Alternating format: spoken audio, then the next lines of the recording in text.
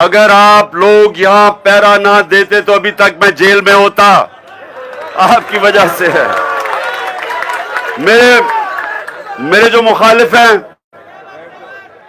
اس ملک کے نامور ڈاکو جرائم پیشہ لوگ ہیں اور ان کے پیچھے ان کے ہینڈلرز ہیں اور ان کو صرف ایک خوف, ان کی زندگی کا ایک خوف ہے کہ کہیں عمران خان الیکشن نہ جیت کے واپس آ جائے, اور اس کے لیے ہر قسم کی سازش چل رہی ہے. لیکن یاد رکھیں قرآن میں اللہ کہتا ہے کہ ایک پلان انسان بناتا ہے اور دوسرا پلان, اور کامیاب ایک پلان ہوتا ہے صرف اور وہ اللہ کا ہے. تو اس لیے اللہ ابھی تک ہمیں بچا کے یہاں لے آیا ہے. اور ماشاءاللہ آپ کی جو جماعت ہے پاکستان کی تاریخ میں پھر سے کہہ رہا ہوں, میری عمر تقریباً پاکستان سے 5 سال چھوٹی ہے. پاکستان کی تاریخ میں آج تک اس طرح کی جماعت جو چاروں صوبوں میں پہنچ گئی ہے, نیچے تک پہنچ گئی ہے, کسانوں میں پہنچ گئی ہے, مزدوروں میں, جو گھر گھر پہنچ گئی اور جو سب سے گھروں کے اندر خواتین کے اندر پہنچ گئی ہے, نوجوانوں میں ہے, ایسی کبھی پاکستان کی تاریخ میں جماعت نہیں آئی. اور جس کی وجہ سے یہ سب ڈرے ہوئے ہیں. تو میں نے آپ رمضان میں میری کوشش ہے کہ جو میرے کارکن یہاں آتے ہیں میں ان کی تربیت کروں اور میں ان کو مستقبل کے لیڈر بناؤں. تو آج میں آپ کو لیڈر کی کوالٹی بنانا چاہتا ہوں کہ لیڈر کیا ہوتا ہے, اس پہ کیا صلاحیت ہونی چاہیے. تو سب سے دنیا کی تاریخ کا عظیم لیڈر کون تھا؟ ہمارے نبی محمد مصطفیٰ صلی اللہ علیہ وسلم. دنیا کی جب بھی لیڈرشپ کے اوپر کتاب لکھتے ہیں کہ کس نے سب سے زیادہ, کس کے کارنامے سب سے زیادہ تھے, تو کسی انسان, کسی لیڈر کے وہ کارنامے نہیں تھے, چاہے آپ مسلمان ہو یا نہ ہو, جو میرے نبی صلی اللہ علیہ وسلم کے تھے. ایک کتاب لکھی گئی 100 گریٹسٹ مین, دنیا کے 100 عظیم انسان, اس میں نمبر 1 ہمارے نبی تھے. انگریز نے لکھی تھی کیونکہ جو صلاحیتیں ان میں تھی کسی اور دنیا کے لیڈر میں نہیں تھی. تو اب میں آپ کو بتانا چاہتا ہوں وہ صلاحیتیں کیا تھی. سب سے پہلے لیڈر کے کیریکٹر ہونا چاہیے. اگر لیڈر کا کیریکٹر نہیں ہے وہ لیڈر نہیں بن سکتا. ڈنڈے مار کے وہ لوگوں کو عزت نہیں کروا سکتا. اپنی عزت آتی ہے اس کے کیریکٹر سے, اور وہ کیریکٹر 2 چیزوں کے اوپر بیس ہوتا ہے, صادق اور امین.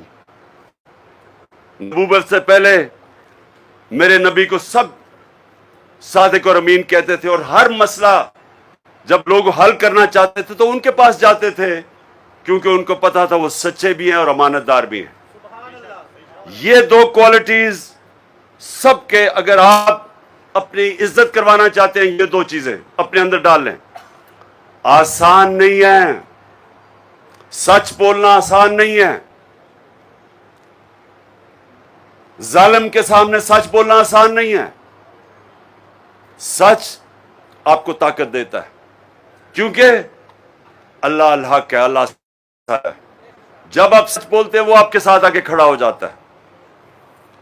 اور سچے آدمی کہیں دنیا کے معاشرے میں چلے جائیں, کیونکہ وہ رب العالمین ہے اور ہمارے نبی رحمت للعالمین ہے, سب انسانوں کے لیے رحمت بن کے آئے تھے. تو جو ان کے راستے پہ چلے گا, اور پہلے تو وہ سچا, جب وہ سچ بولے گا جہاں بھی دنیا میں چلے جائے آپ کی عزت ہوگی. ایک بوڑھا قریش آیا نبی صلی اللہ علیہ وسلم کے پاس اور کہا کہ اے نبی, میں عمر کے اس حصے میں ہوں کہ میرا سارا قبیلہ مسلمان ہو گیا ہے, تو میں صرف اس لیے مسلمان ہو رہا ہوں کہ میرا سارا قبیلہ مسلمان ہو گیا. لیکن نبی مجھے ایک چیز بتا, کیونکہ میں اپنی عادتیں نہیں بدل سکتا, اب مجھے ایک چیز بتا کہ میں وہ کروں اور میں مسلمان ہو جاؤں. تو نبی صلی اللہ علیہ وسلم نے کہا سچ بولو. ایک چیز مسلمان ہونے کے لیے تو سچ بولا کرو. سچ کی اتنی بڑی طاقت ہے, جھوٹے آدمی کی کوئی عزت نہیں ہے. جب کوئی انسان کہتا ہے کہ میری لندن تو چھوڑو پاکستان بھی کوئی پراپرٹی نہیں ہے, اور 2 سال کے بعد اربوں روپے کی پراپرٹیز لندن میں نکلاتی ہیں, تو عزت نہیں لوگ کرتے, عزت نہیں کرتے. ہاں وہ خیر وہ تو اور چیزیں نکلتی آ رہی ہیں. لیکن سنیں, ہم ادھر نہیں جا رہے. میں جو آپ کو کہہ رہا ہوں کہ پہلے تو سچ کی طاقت پہچانے. سچ, ایک غیرت مند آدمی کیوں سچ بولتا ہے؟ اگر اس کا جھوٹ پکڑا جائے تو وہ ذلیل ہو جاتا ہے. تو اگر غیرت ہوگی تو ذلیل ہوگا, بے غیرت تو ذلیل ہی نہیں ہوگا. غیرت مند آدمی, سنیں, چھوڑو ان کو, چھوڑو. اچھا دوسری چیز, امانت دار, انصاف کرنا. یہ یاد رکھیں کہ انصاف کرنا یہ بھی آسان نہیں ہے. قرآن میں اللہ کہتا ہے, یہ ذرا آیت سن لیں, مجھے اس آیت نے بڑا متاثر کیا تھا جب میں نے یہ آیت پڑھی, کہ اپنے دشمنوں سے بھی اتنی نفرت نہ کرو کہ انصاف نہ کر سکو. یعنی اپنے دشمنوں سے بھی کسی سے اتنی نفرت نہ کرو کہ انصاف نہ کر سکو. یہ ہے زور انصاف کے اوپر. ماں باپ بھی اگر ماں باپ کے سامنے بھی ان کے خلاف بھی انصاف کرنا پڑے, انصاف کرو. ماں باپ کا کتنا رتبہ ہے ہمارے دین میں, لیکن انصاف کا کتنا اونچا رتبہ ہے اس سے. تو یہ 2 چیزیں اپنے یاد رکھیں کہ جب بھی آئے, مثلا آپ جب کیپٹن بنیں, یا آپ کوئی یونین کاؤنسل کے ناظم بنیں, یا آپ آگے جائیں ڈسٹرکٹ میں بنیں, یا ایم پی بنیں, یا ایم این اے بنیں, یاد رکھیں آپ کے اوپر سب سے زیادہ لازم ہے کہ آپ انصاف کریں. کیونکہ اس کو لیڈر مانتے ہیں لوگ جب پتا ہے کہ وہ سفارشی نہیں کھلاتا, وہ انصاف کرتا ہے. جو انصاف نہیں کرتا اس کی عزت نہیں ہے. آج آپ پی ٹی آئی کو دیکھ لیں, تحریک انصاف کو, اور باقی جماعتوں کو دیکھ لیں. ایک جماعت میں سارے زرداری اور بھٹو اوپر بیٹھے ہوئے ہیں, دوسرے میں صرف شریف اوپر بیٹھے ہوئے ہیں. تحریک انصاف میں بتائیں کون سا عمران کا رشتہ دار اوپر بیٹھا ہوا ہے؟ کیونکہ سنیں, ٹائم کم ہے. تیسری چیز, سنیں, بس. تیسری کوالٹی, 2 کوالٹیز میں نے بتا دی. تیسری جو کوالٹی ہے وہ کہ بزدل انسان لیڈر نہیں بن سکتا. جو لیڈر بنتا ہے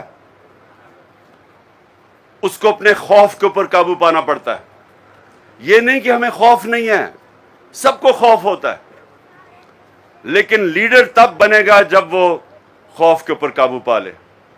کیونکہ اگر فوج ہے اور وہ دیکھے کہ ان کا کمانڈر یا ان کا جو اوپر جنرل یا میجر وہ ڈر گیا ہے, تو ساری فوج اس کی عزت کرنی چھوڑ دیتی ہے. خالد بن ولید دنیا کی تاریخ کا شاید ہی کوئی اس طرح کا جنرل آیا ہو.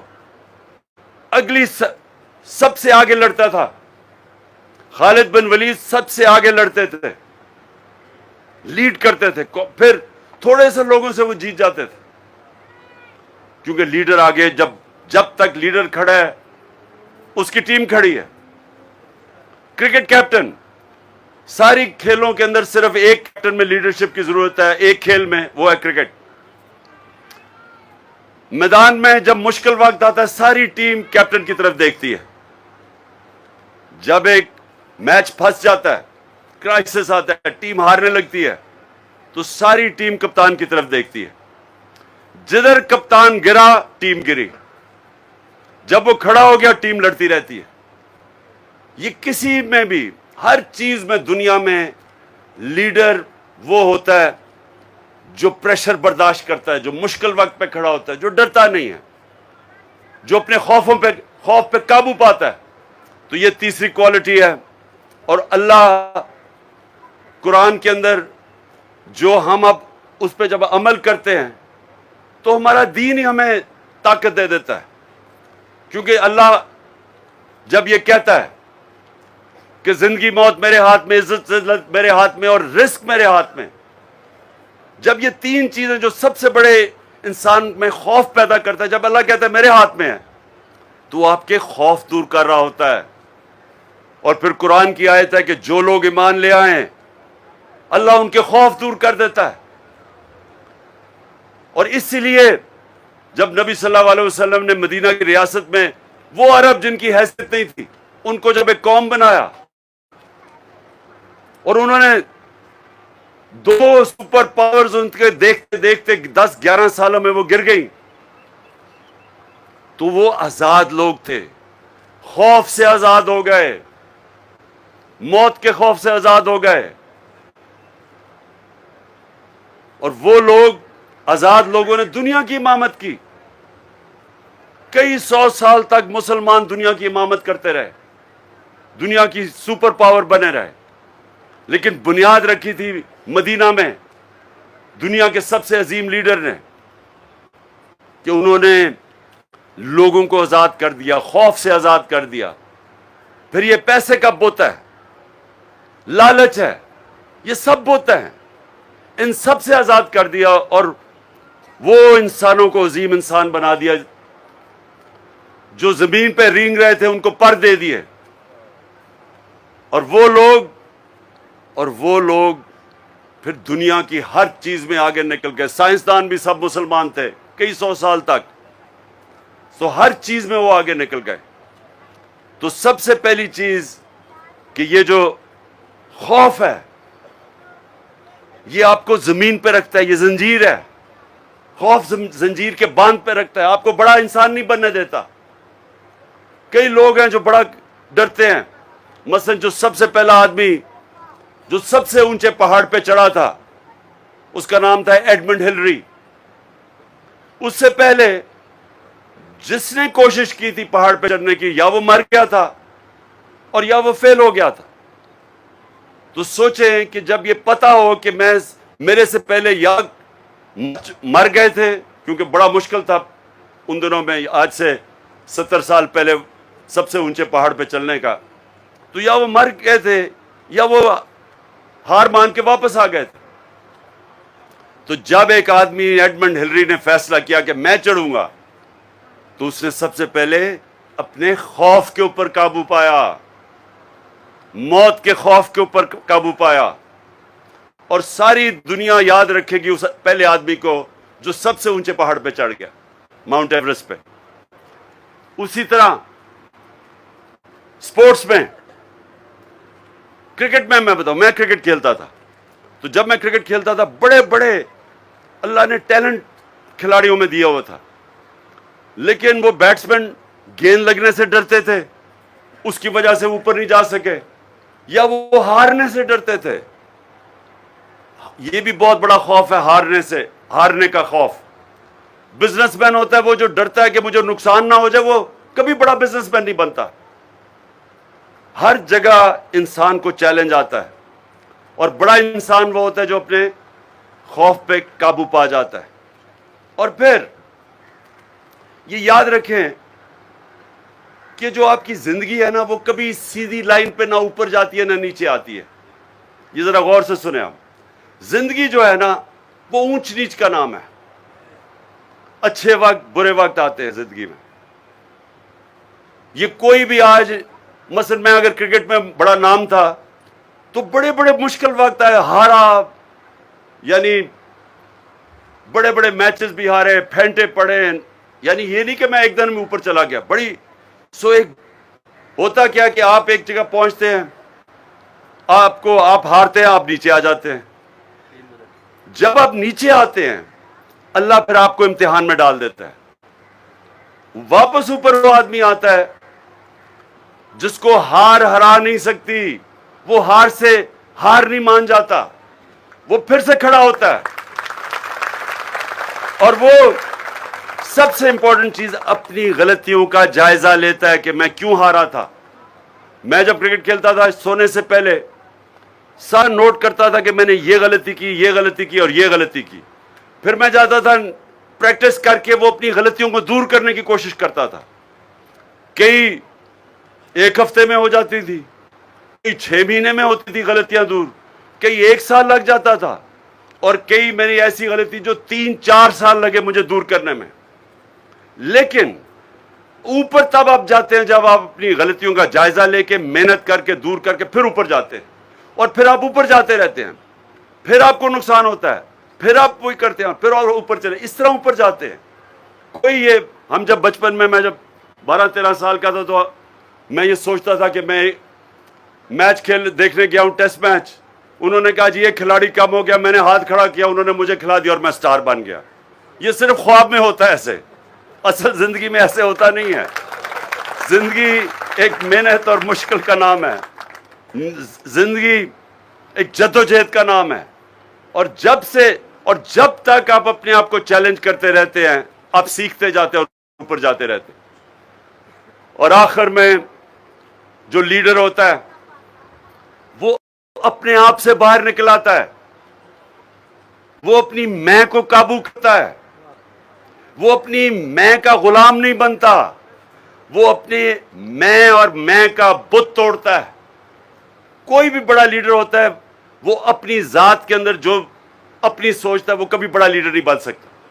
لہذا نبی صلی اللہ علیہ وسلم نے جب اتنی مشکلوں کے بعد سارا عرب ان کے نیچے آ گیا، سارے عرب کا مالک بن گئے مشکلوں کے بعد، تو عرفات میں جب آخری خطبہ دیتے ہیں اور جب اپنا خطبہ ختم کرتے ہیں اور کہتے ہیں لوگوں سے کہ بتاؤ کہ میں نے دیانتداری سے اللہ کو آپ کا پیغام دیا، کیونکہ آج میں نے آپ کا اللہ کا پیغام مکمل کر دیا.